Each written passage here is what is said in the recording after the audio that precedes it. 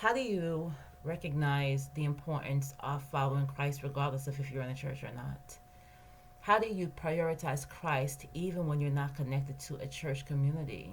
What does that look like in continuing to build your relationship with Jesus, even though you don't have that support system or that accountability that helps you to do so? I think that one way to do that is to recognize the intentionality that needs to be a part of the process, a part of the journey. You know, while we were yet sinners, Christ died for us, right? And Christ died to save you as a person, and you are a part of a bigger thing, like what we would call the church.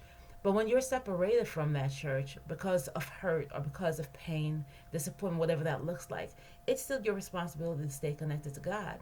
And sometimes that's a hard thing to do, especially when we don't know God the way that we used to, or we should know Him. Many people have been introduced to the church and not to Jesus, so they find it very hard to actually connect with Him and spend that time with Him, to really get them to a space of peace. Now, here's the thing that I love about Jesus Christ, right? And I've experienced this for myself. Even when I can't come to God, God comes to me. When I can't go to God, God comes to me. And because He's willing to come to us and knock on the doors of our hearts, He's willing to heal us from the pain that's been caused by others, even associated with church. So some people don't know this, right? And this is just, we're about to get deep. So as a child, I was sexually molested. And who molested me was a person who actually was my Sunday school teacher. Now, the crazy thing is I was so young, so at the time I didn't put two and two together. But I just remember when it was finally confirmed, when my parents finally acknowledged that this thing had happened, and he confessed it. What happened was that I had to face him the next day sitting in church. I literally had to be in this man's class. And he had the nerve to call on me to say something. He had the nerve to call on me to say something. Now, here's the thing. I work in the field of mental health, and as someone who has had some spiritual experience, in the sense of like governing or pastoring others or like being a spiritual advisor to others, I will say this, that nothing is not forgiven under the sun, right? God forgives everybody. And working in the mental health field, also in working in the criminal justice field, there are a lot of people that I see who have done horrible things, horrible things. But God is able to forgive every single person. I myself have done things that I'm not proud of, and God has been able to forgive that for me. But just think about what that did to me as a kid.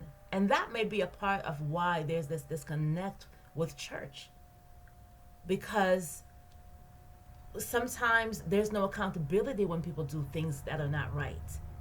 They get to just keep going and keep living their lives. God doesn't work with me like that. When I do something that's wrong, I could tell you this: He's going to sit me down and check me. He's going to straighten me out. But for some people, it's different. I shared at another time earlier that I had grown up. I grew up in a pastoral home. I grew up with my father being a pastor, and my father had his struggles, and his struggles wouldn't have been, they wouldn't have been known to me had my mother not like been very outspoken and shared with us the things that they would go through, that my father would go through. And I don't think she shared it to as a way of like helping us to see the the humanity of people, or the frailty of humankind, of mankind. I think she shared that because of her own needing to get it out and have some support. But I remember one day I was actually in our house, and I was on the other side of the house, and my dad was actually taking a shower. And why would God allow me to experience this? But God allowed me to overhear my father crying out and asking him to forgive him. I've had many moments in my life when I've cried out and asked God to forgive me for things that as a Christian, I didn't expect myself to do but ended up doing. And so this just goes back to just the importance of being connected to Christ, because for a long time I was angry with people who hurt me, especially those people from the church. The senior pastor, I expected him to know better. I expected that man to know better because of the position he was in. But there have been times when I'm expected to know better because of positions I'm in and I didn't. Because if it's unhealed, if that stuff is not taken care of, the things that we've experienced as children is not taken care of, it's going to show up in our jobs, it's going to show up in our relationships, it's going to show up everywhere we go. And it's just so happened that some of these things have shown up. I've witnessed people's stuff showing up when they could have done and should have done better. And I've been a product of somebody's stuff showing up, right? As a child being molested, and as a person who was being supervised by another pastor and was traumatized by his behavior towards me. How I have learned to deal with things is to go to God about everything.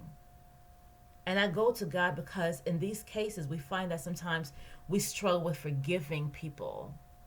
And there's times when we mess up, we struggle with forgiving ourselves. And if God forgave us even while we were yet sinners, He died for us and forgave us. I think we owe it to ourselves to be forgiving of ourselves and to be forgiving of others. And listen, we all have our own pain, and I'm not telling you what to do with yours, right? Because there have been times I've had to process through what I went through. Being a little girl, finally my parents are acknowledging what I've gone through. Finally it's registering like, oh my God, this has been wrong. Oh, this is not okay. And then now being face to face with this person who initially lied and said they didn't do it, who then later on said, I did do it. And then now having to deal with him the next day at church. Whew. I love God. I love God. And I think, of course, thank God my parents instilled the love of God in my heart. But man, there are times when you really have to tap into God to deal with the things that you have experienced. And church hurt is one of them. Because if we don't tap into God, what we're going to do is we're going to hate God and hate the church. And we're going to tell other people, how horrible the church is. The church is made up of people who need God the way we need God. And some people tap into their relationship with God and God changes them and others don't. But my hope for you is that as you heal from your pain, whether it's childhood pain or church hurt, whatever it looks like for you, or adult hurt, that you recognize the importance of God in your life and how much He loves you and how much He has sacrificed for you and His willingness to draw you close to Him even when you feel far. Sometimes I have not felt the need to pray or read my Bible. Yet God will come and He'll be with me in those spaces and draw me to Him. I hope that this message and this will draw you to Him and you will recognize how deep His love is for you.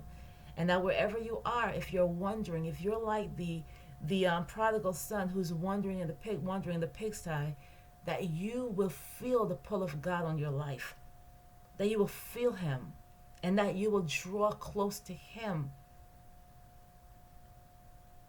If you have any questions or any desire to have support, please feel free to reach out to me. I'll be happy to walk alongside you this journey as I continue to heal and God continues to pour into me. God bless you.